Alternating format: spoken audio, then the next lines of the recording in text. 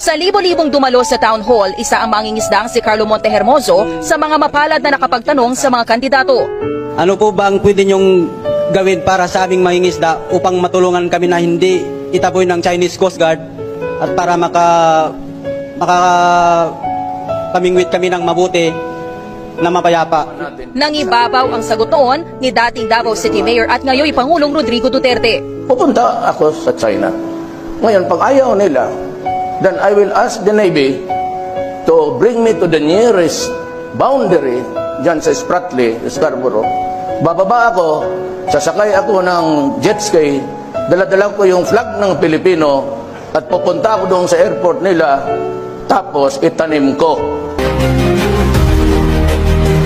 Ako po talaga ang unang hinaras ng China dyan ng 2014. Pero sa panahon naman nung nangyari na naging presidente si Rodrigo Duterte, kaya muli po kaming nakabalik.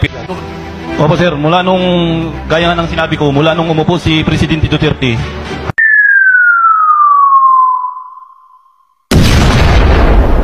hanggang sa ngayon nakapangisda kami. Ngayon lang po nangyari muli, nung May 14, ngayon pong taon lang, na nangyari ulit po na nangharas po sila. Po kayong sumama sa amin kaming mag-iisda.